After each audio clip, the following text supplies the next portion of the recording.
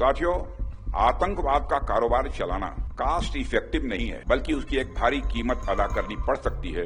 इसका अंदाजा आज पाकिस्तान को हो चुका है। हमने आतंकवाद के खिलाफ भारत की स्ट्रेटजी और रिस्पॉन्स दोनों को रीडिजाइन और रीडिफाइन किया है।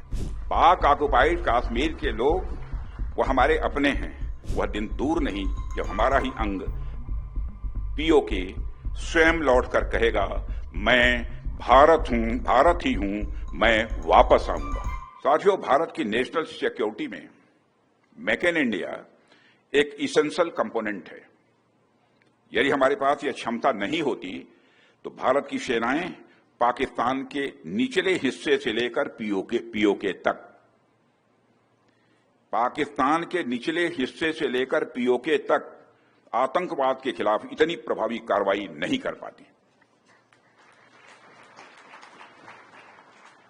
साथियों, आतंकवाद का कारोबार चलाना कास्ट इफेक्टिव नहीं है, बल्कि उसकी एक भारी कीमत अदा करनी पड़ सकती है। इसका अंदाजा आज पाकिस्तान को हो चुका है।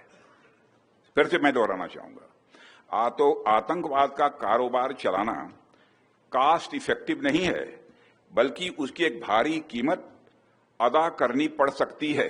इसका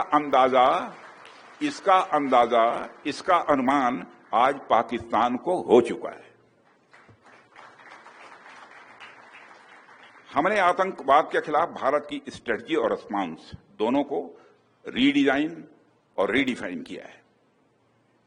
हमने पाकिस्तान के साथ अपने एंगेजमेंट और स्कोप ऑफ डायलॉग को रिकैलिब्रेट किया है। अब जब भी बात होगी, केवल आतंकवाद पर बात होगी, पीओके पर बात होगी और किसी दूसरे मुद्दे पर पाकिस्तान के साथ बात नहीं होगी।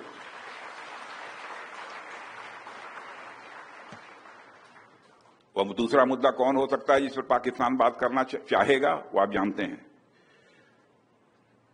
साथियों, मैं मानता हूं कि आज पाक ऑक्युपाइड कश्मीर के लोग हमारे अपने हैं। आप मानते हैं ना?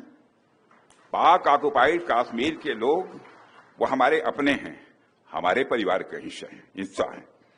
हम प्रधानमंत्री के श्री नरेंद्र मोदी जी के एक भारत श्रेष्ठ भारत के संकल्प के लिए पूरी तरह से प्रतिबद्ध हैं और हमें यह पूर्ण विश्वास है कि हमारे वो भाई जो आज हमसे भौगोलिक और राजनीतिक रूप से अलग हैं, वो भी अपने स्वाभिमान, आत्मा की आवाज और स्वेच्छा से भारत की मुख्य धारा में कभी न कभी जरूर वापस लौटेंगे। मैं जानता हूं वहां के अधिकांश लोग भारत के साथ एक जुड़ाव महसूस करते हैं। बड़ी संख्या है जो भारत के साथ जुड़ाव महसूस करती है। पीओके में कुछ गिने चुने ही हैं जिन्हें भटकाया गया है, गुमराह किया गया है।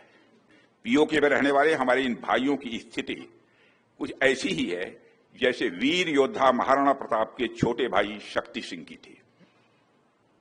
मैं फिर से दोहराना चाहूंगा, पीओके में रहने वाले हमारे इन भाइयों की स्थिति कुछ ऐसी ही है जैसे वीर योद्धा महाराणा प्रताप के छोटे भाई शक्ति सिंह की थी।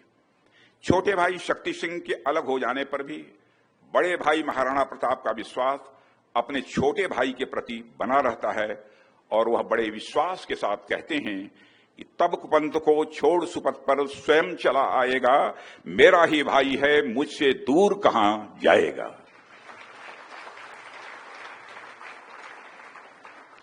भारत हमेशा ही दिलों को जोड़ने की बात करता है और हमें विश्वास है कि प्रेम, एकता और सत्य के मार्ग पर चलकर वह दिन दूर नहीं जब हमारा ही अंग पीओके स्वयं लौटकर कहेगा, मैं भारत हूं, भारत ही हूं, मैं वापस आऊंगा।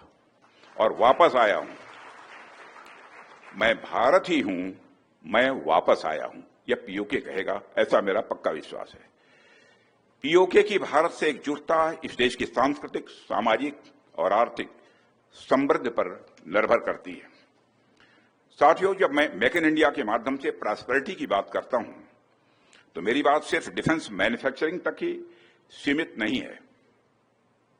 मेक इन इंडिया हमारे लिए यह डिफाइनिंग मूवमेंट है जो 20वीं शताब्दी में जापान में आया था हम जापान की तरह ही इंजीनियरिंग, हाई प्रिसीजन मैन्युफैक्चरिंग और फ्यूचर टेक्नोलॉजीज के लिए एक डेवलपमेंट हब बन सकते हैं, ऐसा मेरा विश्वास है। साथियों, भारत में टैलेंट की कमी नहीं है। दुनिया की अधिकांश बड़ी बड़ी कंपनियों में भारतीय ओरिजिन के लोग बड़ी संख्या में काम कर रहे हैं।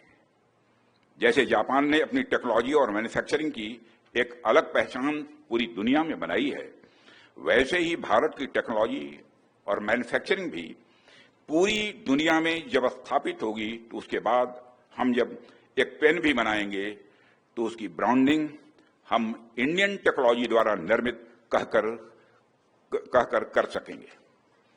यानी मेक इन इंडिया के माध्यम से भारत में बनी हर चीज पर प्रीमियम होगा, जैसे कभी मेड इन जापान का होता था। यह हमारे देश में प्रॉस्पेरिटी यानी समृद्धि के नए द्वार खोलेगा।